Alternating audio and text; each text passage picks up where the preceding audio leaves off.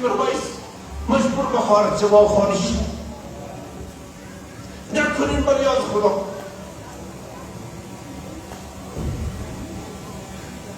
نمیخوایم که اولاد خارجی باشه.